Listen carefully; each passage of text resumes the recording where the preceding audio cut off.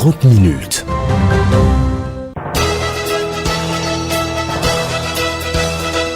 Le journal Prince Fintagba. Bonjour à toutes et à tous et bienvenue dans le 12h30 de Radio Lomé. D'abord les titres. Les chrétiens catholiques de l'archidiocèse de Lomé bouclent ce dimanche leur pèlerinage annuel à Kovié. La messe de clôture a été présidée par Monseigneur Isaac Dioks Kodjo Agbemenya.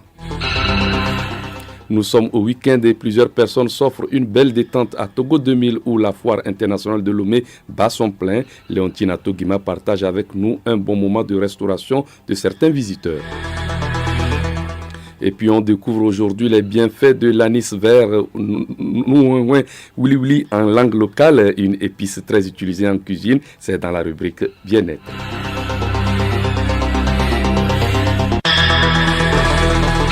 Radiolomé.tg.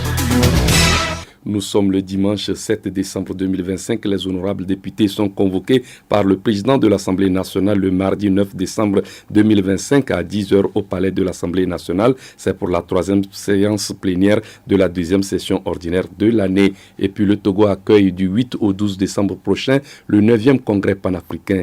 Qu'est-ce que le panafricanisme? Balao Kossi, journaliste scientifique indépendant, et Ouoba Maxime, sociologue, écrivain, enseignant d'université, explique. Ils sont les invités du journal. Rendez-vous en fin d'édition.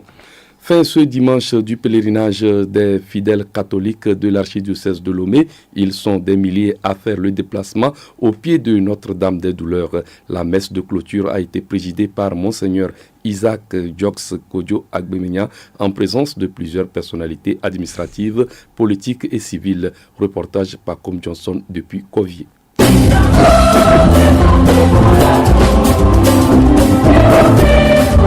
La liturgie de ce jour est celle du deuxième dimanche de l'Avent. Il a eu aspersion d'eau bénite. En tout, 4 textes bibliques ont été lus. L'évangile est tiré du livre de Saint Jean, chapitre 40, versets 3 à 5. Dans son allocution, le célébrant exhorte les pèlerins à la conversion du cœur. Chers amis pèlerins, l'Avent invite à choisir la paix, à oser la parole qui libère, le geste qui réconcilie, à regarder l'autre comme un frère, à nous laisser habiter par le désir d'unité et de conversion. Dans l'évangile, nous entendons la voix qui crie dans le désert: convertissez-vous, préparez le chemin du Seigneur, rendez droit ses sentiers. Frères et sœurs, la conversion est le commencement d'une vie apaisée, une vie réconciliée. Les pèlerins ont également imploré le Tout-Puissant pour qu'il soit à l'écoute de leurs supplications.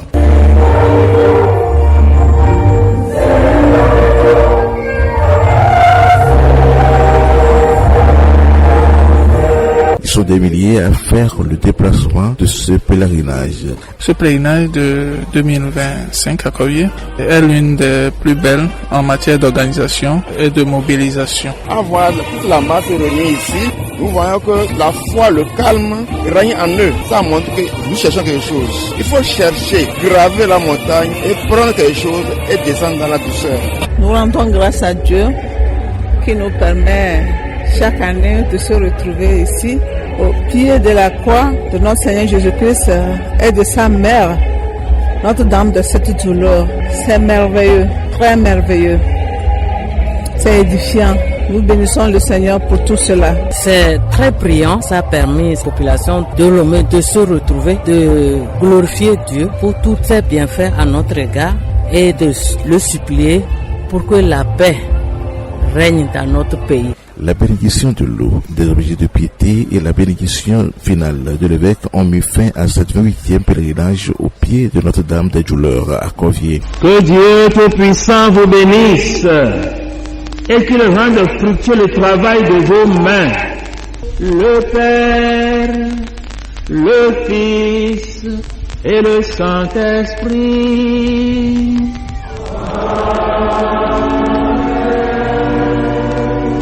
Les pèlerins sont rentrés chez eux convaincus des grâces reçues par que nous en sommes de Kovié pour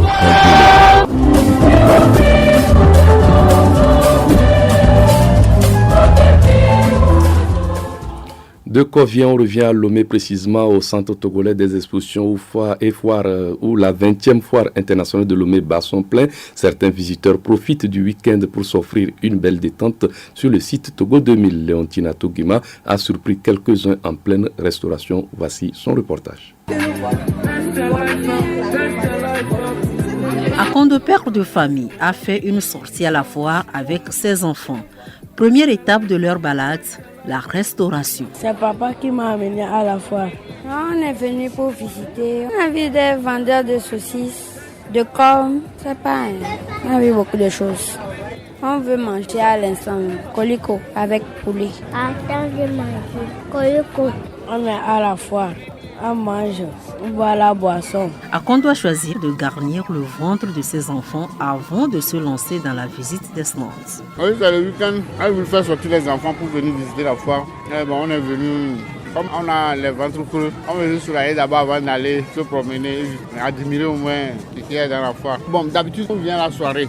Mais cette fois-ci, on voulait éviter les affluences de soirée. C'est pourquoi on est venu vers midi pour être à l'aise, pour ne pas être coincé parmi la foule. Blessing et ses amis, eux par contre, ne se sont pas fait accompagner par leurs parents. Ils ont décidé de se retrouver à la foire pour passer un bon moment en prélude des fêtes de fin d'année. Si on part au congé, on ne se voit pas régulièrement, c'est pourquoi nous sommes sortis. Chacun est venu avec son argent. Nous sommes venus pour s'enjailler. Comme on a l'approche de la fête, on mange, on boit, et c'est la fête qu'on commence. On dit que dans la vie, il faut s'enjailler. C'est pourquoi on s'est organisé pour venir ici. Nous sommes ici juste pour soutenir la vie. On est fiers de manger saucisses et puis spaghettis. C'est pour une petite distraction seulement. Après les devoirs. Quand on sort comme ça, on est bien à l'aise. Visiter la foire Togo 2000, c'est aussi prendre la vie du bon côté. Et puis, on parle toujours des fêtes. Lomé s'apprête à accueillir les fêtes de fin d'année. Les rues, les avenues et boulevards, les centres commerciaux mettent l'ambiance en prévision. Kilim Boyode.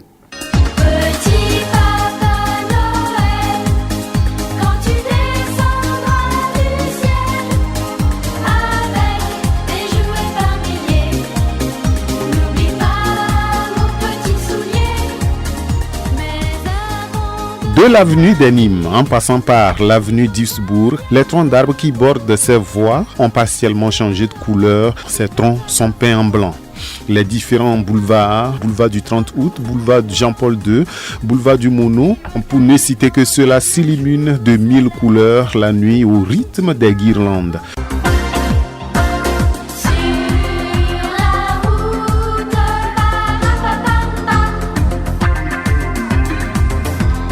Place publique, les grands immeubles, les supermarchés, les restaurants et bars s'illuminent dans une ambiance de musique de Noël. Ces décorations annoncent déjà les festivités de fin d'année et la population s'y prépare déjà. Bonne fête à toutes et à tous.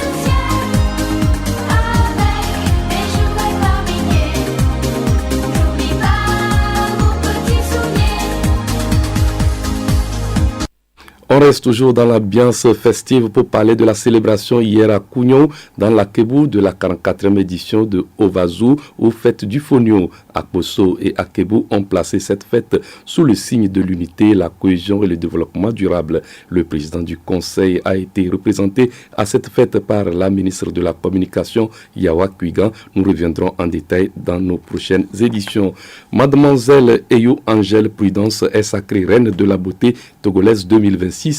Étudiante en 3e année de comptabilité Audi, elle a été couronnée hier nuit à l'issue de la grande finale Miss Togo à Lomé. Retrouvons Florent Abi pour le film sonore de l'événement. La 30e Miss Togo est la candidate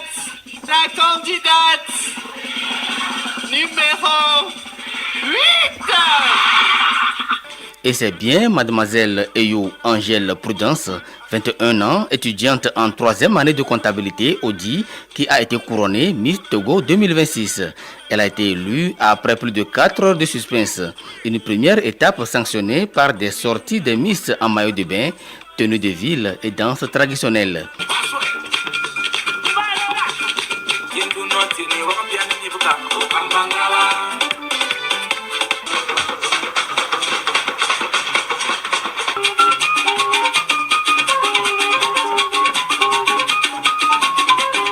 Après cette étape, 12 des 19 candidates sont retenues pour continuer l'aventure.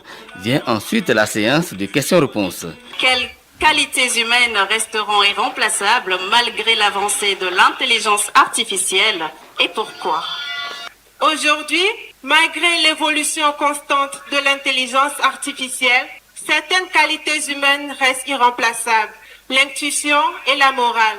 L'intelligence artificielle peut analyser et exécuter, mais elle ne peut jamais ressentir, ni créer par réflexion morale. Une réponse qui a fait démarquer Mademoiselle Eyou Angèle Prudence des autres candidates. Mademoiselle Eyou Angèle Prudence, 21 ans, 1m82 pour 62 kg, succède ainsi à Mademoiselle Afolabi Nadjiratou, Miss Togo 2025.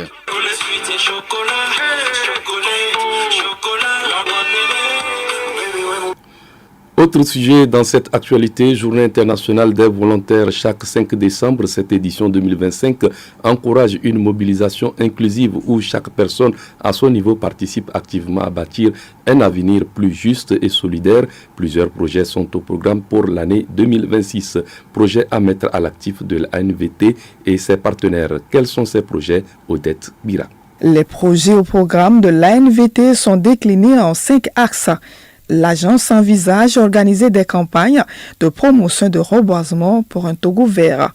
Combatté Palou, président du collectif des ONG de volontariat du Togo. L'année internationale du volontariat 2026, il y a plusieurs axes qui ont été retenus. D'abord, la formalisation du cadre de concertation avec la signature d'un arrêté qui va instituer l'institution. Et il y a aussi la collecte des données pour valoriser le volontariat, l'engagement citoyen. Il y a aussi le renforcement des capacités. Il y a une action de grande envergure, un reboisement qui sera organisé le 1er juin. Il y a aussi le renforcement des capacités des organisations et acteurs de volontariat, les recherches sur le volontariat et soutien à la professionnalisation du secteur. Les autres projets au programme avec le directeur général de l'ANVT, Omar Agbangba. On va toujours continuer les actions pour accompagner la décentralisation. On a déjà signifié aux nouveaux élus des communes notre disponibilité à accompagner la décentralisation, à accompagner le développement local et à accompagner les secteurs de l'agriculture, les secteurs de la santé, les secteurs de l'éducation, les secteurs de l'hygiène et de l'assainissement, les secteurs de l'environnement, les secteurs de la sécurité aussi parce qu'il faut sensibiliser, il faut préparer les populations à reconnaître l'importance de la paix, de la sécurité et de collaborer avec les autorités pour que la sécurité règne dans le pays. Les impacts des volontaires au sein des communautés sont importants et variés, d'où des initiatives pour étendre le volontariat dans d'autres domaines pour le développement des communautés.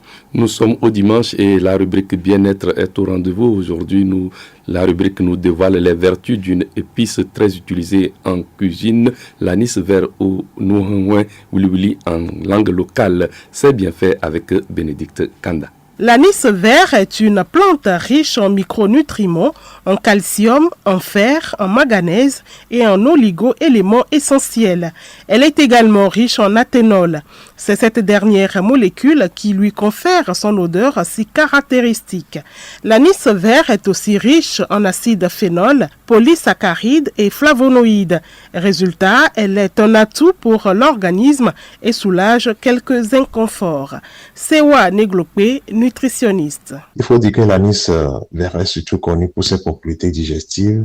L'anis aide à réduire les ballonnements, les gaz, les crampes abdominales et facilite surtout une digestion plus confortable. Donc l'anis demeure quand même l'un des remèdes naturels les plus efficaces pour tout simplement apaiser nos ventres. En plus de la digestion, l'anis vert aide aussi à calmer la toux légère, elle adoucir la gorge et aide à supporter la respiration.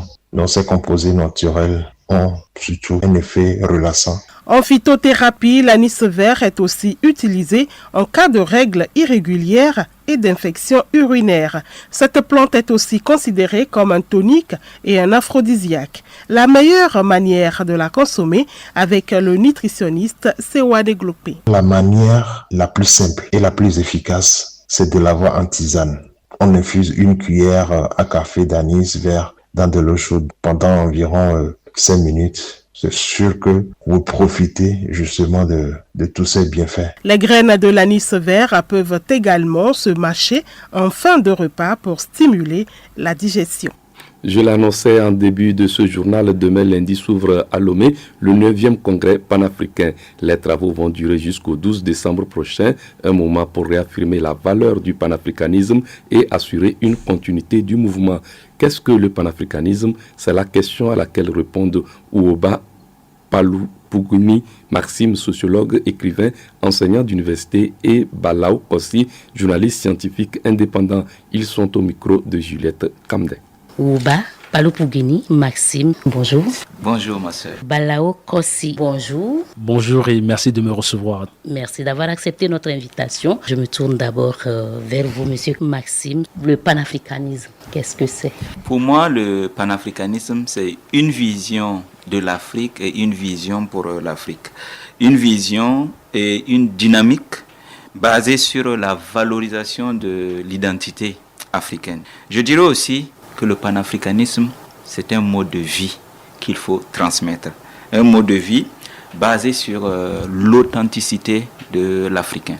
Aujourd'hui, c'est devenu un courant politique et cela aussi est à prendre en compte parce que ceux qui se sont lancés dans ce courant politique considèrent que l'Afrique est victime de certaines dérives et qu'il faut travailler à corriger cela. Donc, une vision, un mode de vie et aussi un mouvement politique. Monsieur Kossi, par rapport à ces définitions. Oui, pour moi, je dirais que le panafricanisme reste un idéal d'unité, un idéal de co-construction, ça reste un idéal aussi politique. Et on est toujours dans cet idéal-là parce que aujourd'hui, quand on parle vraiment du panafricanisme, ce n'est pas encore une réalité. Moi, je préfère même parler de définition panafricaniste parce que on veut en fait que l'Afrique là soit une Afrique unie, qu'on ne parle plus de l'Afrique du Nord, l'Afrique centrale, l'Afrique de l'Est, l'Afrique australe, mais que l'Afrique puisse parler d'une même voix. Qu'en Afrique, il n'y ait plus de barrières, qu'on soit vraiment un continent qui pense de la même façon, qui agit de la même façon, qui a par exemple une monnaie commune, qui a par exemple une banque centrale africaine et qui soit un continent au sein duquel les Africains soient fiers en fait d'appartenir à ce continent. Donc pour moi ça reste un idéal, mais on est en train de mener des efforts pour que cet idéal-là devienne une réalité. Voilà, c'est en deux thèmes, c'est l'idéal, la réalité. On est toujours dans l'idéal, mais on voudrait que cet idéal-là devienne une réalité pour nos pays. Merci à tous les deux. Merci à vous de nous avoir reçus. Merci beaucoup.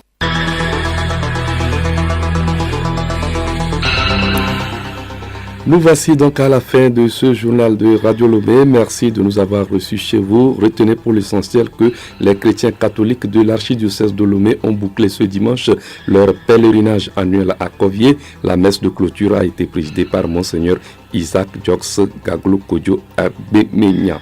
Passez un bel après-midi chez vous.